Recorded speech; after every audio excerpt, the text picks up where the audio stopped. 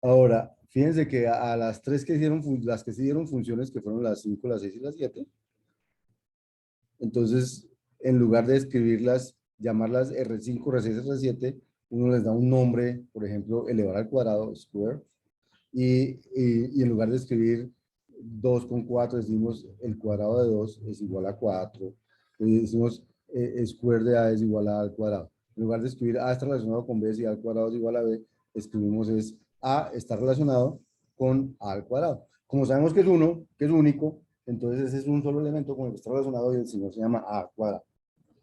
Entonces, esa es como una manera, y por eso escribimos las funciones van de tal en tal con una flechita, porque sabemos que van hacia un solo lado, etc. Otros ejemplos de funciones, por ejemplo, en la estatura de una persona, que devuelve un número natural, la altura en centímetros de la persona, o la nota de un estudiante, que devuelve un número real entre 0 y 5, o salario de una persona, que devuelve un número real entre 0 y, no sé, el máximo salario que uno pudiera tener, una cosa de ese estilo. Todas esas son funciones. ¿Por qué son ejemplos de funciones? Porque uno sabe que cada un elemento del dominio está relacionado con un solo elemento de común, no con más. Bien. Las funciones, bueno, las funciones tienen ciertas propiedades que las hacen atractivas. Ya vamos a ver para qué. Entonces, pero estas propiedades no son solo de las funciones, también lo son de las relaciones. Solo que cuando las miramos en las funciones, hacen que las funciones sean interesantes. Entonces, por ejemplo, algunas funciones nunca asocian dos elementos diferentes del dominio con un mismo valor. O sea, si yo hiciera el dibujito si yo hiciera el dibujito con el que dibujo, digamos que este es A, ¿cierto? Y este es B.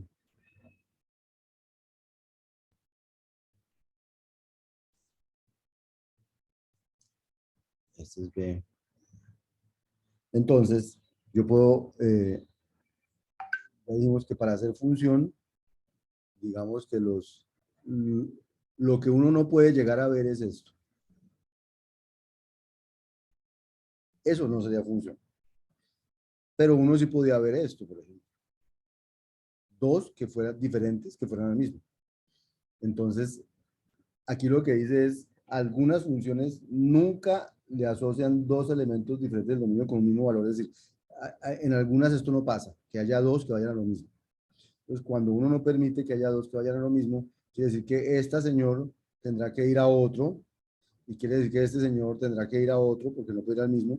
Y entonces esas funciones en las que a un elemento del dominio no le permite, a dos elementos diferentes del dominio, no le permitimos llegar al mismo elemento del codominio, esas funciones tienen esta pinta, como que a cada uno de acá le asocian uno de acá.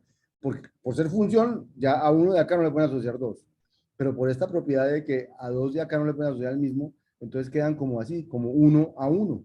Como que a uno de acá con uno de acá, uno de acá con uno de acá. Entonces a esas se les llaman funciones o relaciones uno a uno. Relaciones también se les llama inyectivas, se les llaman uno a uno, pero el nombre uno a uno viene porque quedan como una con una. Si son funciones y son inyectivas, entonces la relación es uno a uno. Uno de acá con uno de acá, uno de acá con uno de acá. Entonces, esas funciones son muy especiales, se llaman funciones inyectivas, también se les llama funciones uno a uno. Eh, y, y cuando una función es inyectiva uno a uno, dice si para todo formalmente, si para todo elemento del dominio, cuando, los, cuando la función relaciona al uno con, a uno con a 1 y a 2 con el mismo elemento, entonces es porque A1 es igual a A2. Es decir, si lo leemos al revés, si A1 es contrapositiva, si A1 es diferente de A2, entonces F de A1 debe ser diferente de F de A2. O sea, a dos elementos diferentes los tengo que asociar con dos elementos diferentes. O si a dos elementos se asocian con el mismo, entonces esos dos elementos tienen que ser el mismo, o sea, no hay manera de que se asocien con dos diferentes. Esa es la manera de decir que una función es, que una relación es uno a uno. Si esa relación es función, entonces se dice que la función es inyectiva y esas cosas. Pero eh, uno podría tener relaciones uno a uno que no son funciones. Por ejemplo, si en este dibujito de aquí abajo, si en este dibujito de aquí abajo,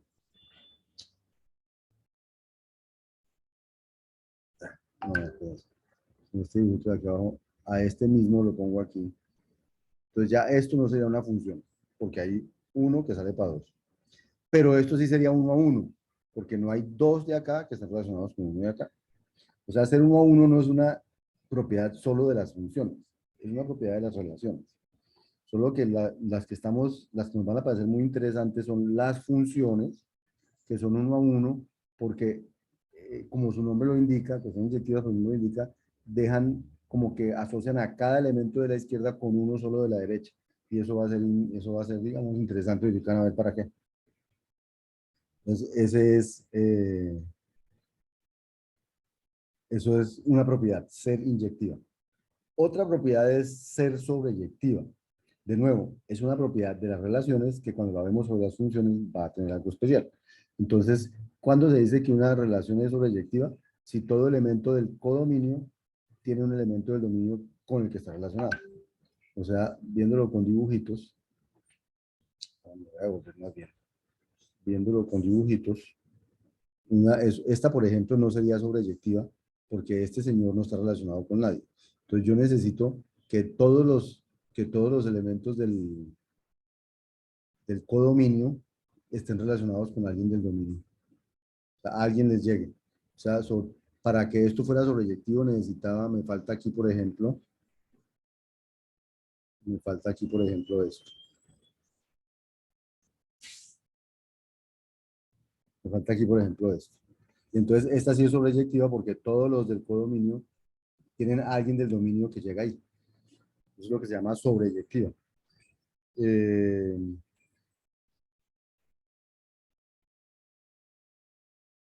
¿Cierto? Entonces ya tenemos ahora dos propiedades más, que son la inyectividad o el 1 a 1 o la sobreyectividad. Entonces, vamos a preguntarnos de las siguientes funciones, que van a ser funciones, que es square, que ya dijimos cuál era square, cuáles son biyectivas, cuáles son inyectivas, etcétera, y sobreyectivas. Entonces, vamos a ir otra vez al Sócrates, por favor, y vamos a iniciar otra prueba para trabajar estas dos definiciones.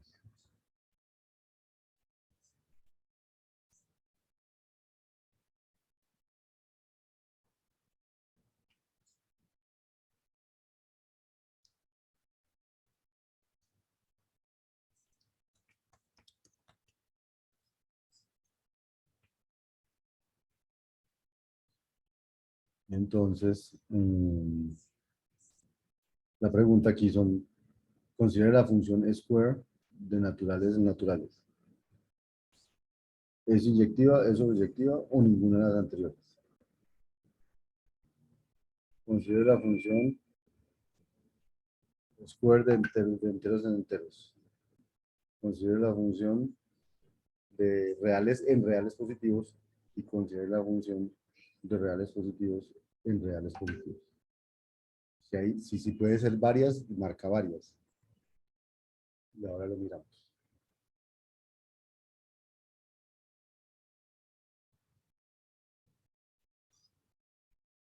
Recuerden conectarse al Sócrates, por favor.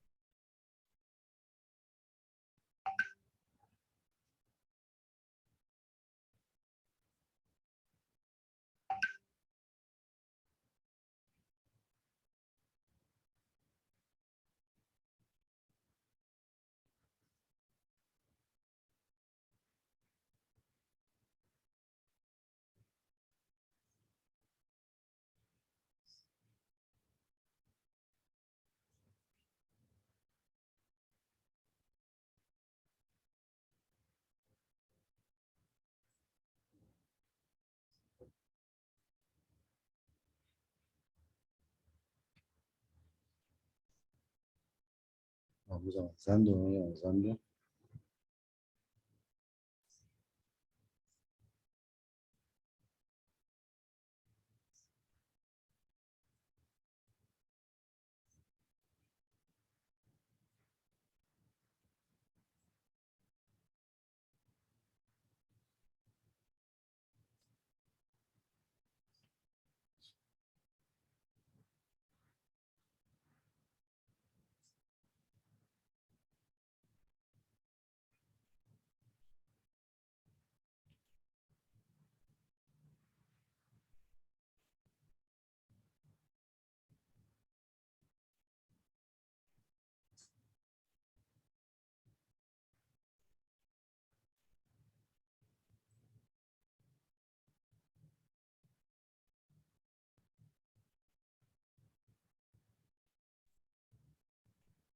Bueno, vamos a empezar a mirar las posibles respuestas. Entonces, la función cuadrado de naturales en naturales. Entonces, ¿qué diría uno? Que es inyectiva, que es sobreyectiva. Vamos a ir mirando aquí. La función cuadrado de naturales en naturales.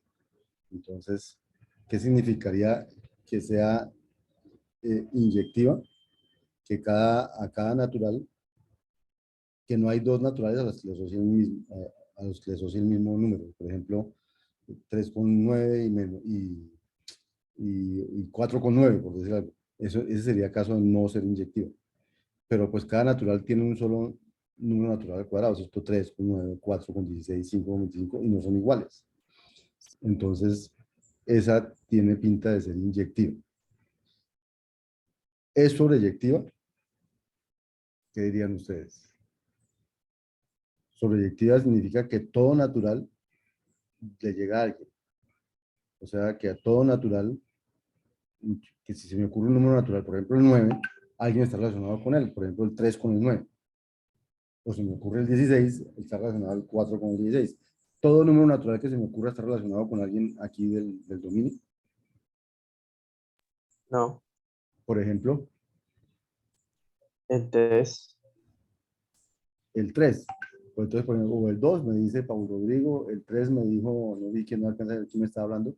Entonces, igual, no hay ningún número natural elevado al cuadrado de 3, ni ningún número natural elevado al cuadrado de 2, como dice Paulo Rodrigo. Y hay muchos, ninguno que de 5, ninguno que de 6, ninguno que de 7, natural.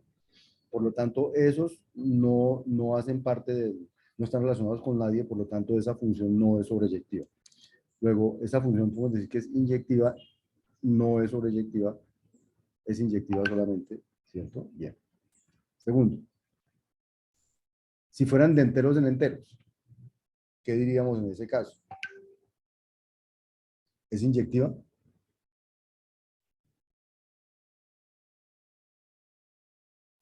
Acuérdense que, a ver, sobreyectiva no va a ser porque el mismo caso no sirve. A 2, ¿quién llega a 2? Nadie. ¿Quién llega a 3? Nadie. Pero Brian dice, no es inyectiva porque si yo hago el cuadrado de -1, me da lo mismo que el cuadrado de 1, o sea, -1 con 1 y 1 con 1. Luego ya hay dos diferentes que llegan al mismo. Pero igual va a pasar con 2 y -2, el cuadrado de 2 da 4, el cuadrado de -2 da 4. Entonces, con un ejemplo de esos, como el que dio Brian, es suficiente para decir que no es inyectiva. Entonces, no es inyectiva, no es sobreyectiva, luego no es ninguna de las anteriores, ni inyectiva ni sobreyectiva. La tercera dice, si el dominio son los reales y el codominio de los reales positivos. Entonces, si eso es inyectivo, sobreyectivo o cuál. Entonces empecemos por inyectiva. ¿Sería inyectiva?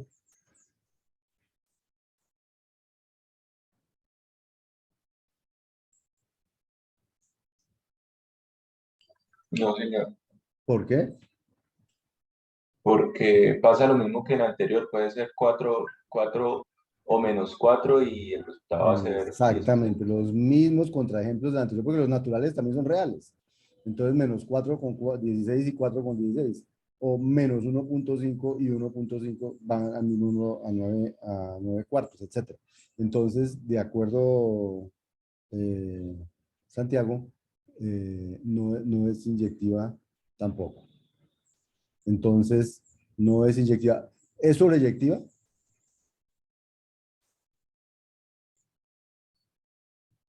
Sí, O sea, sí, dame, dime.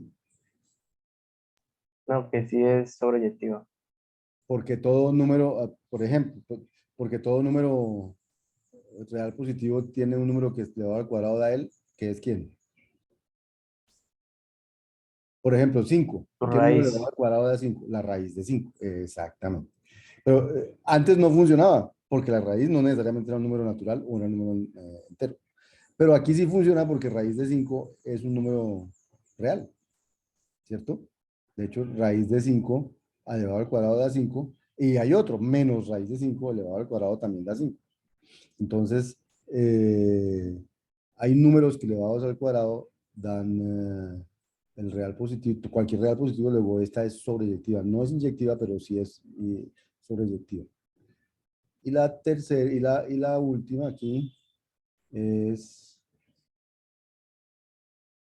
eh, la última aquí es esta, la cuarta. Si el dominio fuera reales positivos y el codominio reales positivos, ¿qué podríamos decir?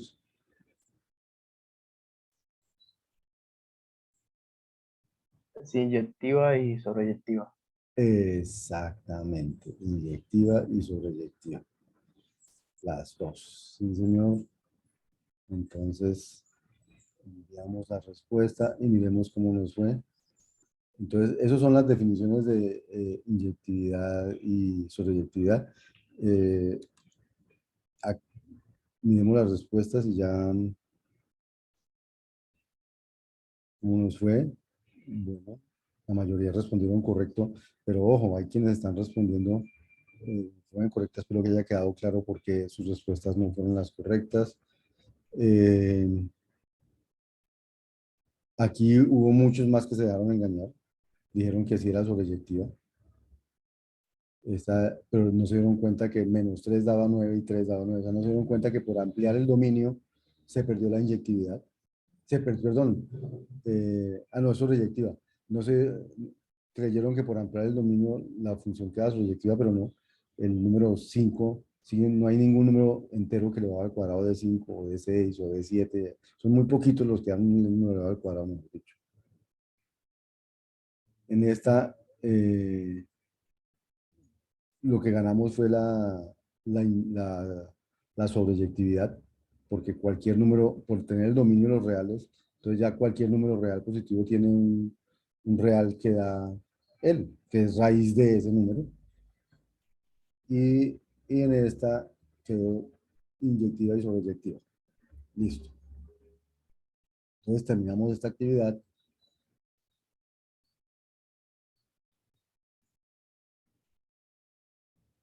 Aquí.